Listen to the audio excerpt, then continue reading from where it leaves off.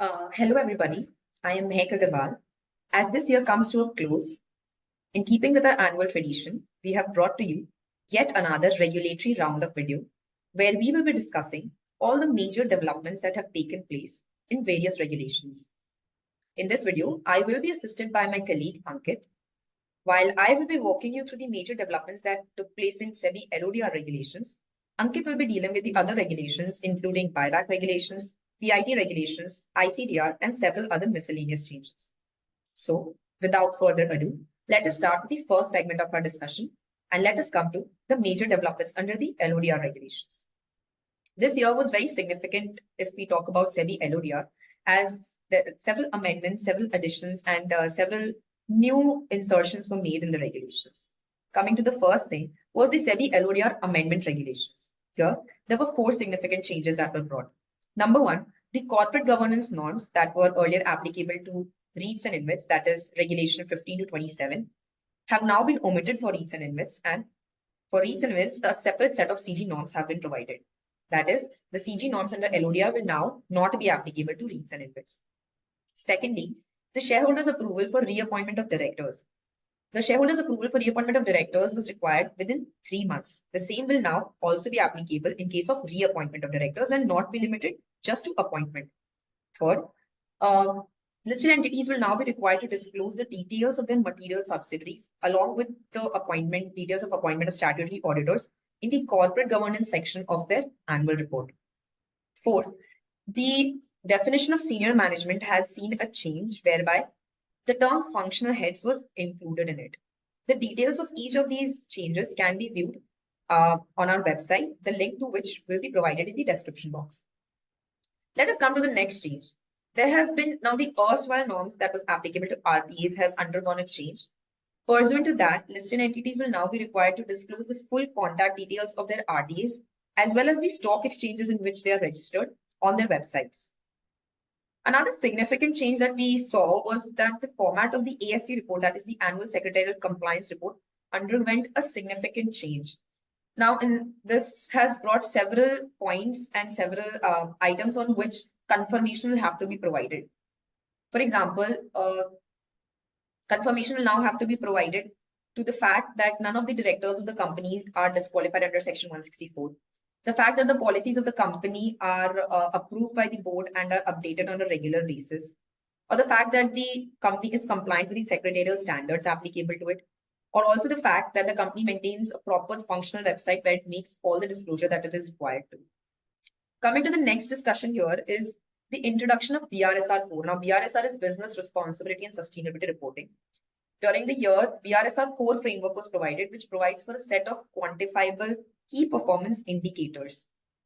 Now, these key performance indicators will also have to be assurance in respect of these key performance indicators will have to be obtained from assurance providers. Now, what will be the qualification of these assurance providers per se has not been provided by the amendment. However, it has been stated that they should not have they should have the requisite experience and they should not have any conflict of interest.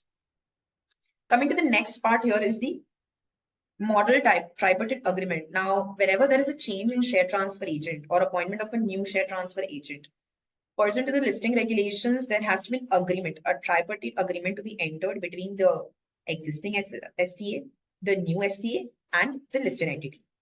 So SEBI Wider Circular has provided a model tripartite agreement which can be referred to by companies.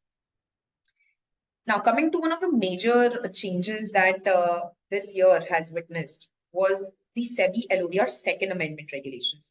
These amendment regulations brought in a host of new insertions, changes in existing regulations, and this was basically a game changer. So let us come to this. I have divided the discussion into 4 parts. Number 1, changes under Regulation 30, Regulation 37A, Regulation 30A, and other miscellaneous changes. Now, Regulation 30A witnessed some very significant changes. One of the most significant change here was that quantifiable thresholds were notified for determining materiality. And these have been notified as percentages of net profit, turnover, and net worth of the company. Secondly, the materiality policy of companies will now also have to identify relevant employees and relevant, and will have to provide proper guidance in their policy for such relevant employees so that they may identify material events and escalate it to the KMPs. Further, timelines have been revised for disclosure of information to SE, that is a stock exchange. Now, a timeline of 12 hours has been provided for events emanating within the organization. And for events that are emanating from outside the organization, a timeline of 24 hours has been provided. Further, listed entities will now also be required to either confirm or deny the various market rumors that may be there about them. At the same time, there have been several new additions and several new changes in the Schedule 3 items, the details of which might be referred to our articles and our resources, the link to which will be provided in the description box. Coming to the next, that is Regulation 37A. Now, this was a new insertion brought in by the Second Amendment regulations. First, this deals with sale, disposal, or lease of an undertaking outside a scheme of arrangement. Now, when this is happening, that is where there is a sale, lease, or disposal of an undertaking outside a scheme of arrangement, it will require two things. Number one, special resolution of the shareholders, and number two, it will require approval of the majority of the minority votes. However, this will not be applicable in case the transfer relates to a wholly owned subsidiary. However, subsequent transfer by a wholly owned subsidiary will again be covered here. The next thing here to discuss is the Regulation 30A. Now, pursuant to this regulation, now an entity has a wide variety of agreements, whether it be its shareholders or KMPs, directors, and promoters have entered into several agreements. Now, Regulation 30A requires a disclosure of such agreements if they have directly, indirectly, potential, or the purpose and effect of such agreements are likely to impact the management, control, and the liabilities of the company. So such agreements will now require disclosures. The next and other miscellaneous changes that were brought in under these regulations were, number one, relating to the vacancy in office of the compliance officer, the CEO, the CFO. These vacancies will now have to be filled in within 3 months from such vacancy. However, where such vacancy relates to expiration in their office, then the timeline of 3 months is not available. It will have to be filled as soon as such expiration takes place. Further, approval of shareholders will be required for directors beyond 5 years. At the same time, the full details of SMPs, including changes in SMPs that have taken place during the year, will also have to be reported under the corporate governance section of the annual report of companies. So there were several such small and amendments that were brought in by the Second Amendment regulations.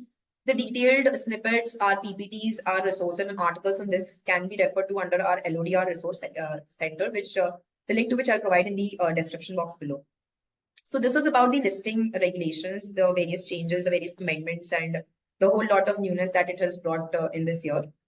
With that, we will move on to the second segment of our discussion, which will be taken forward by my colleague Ankit.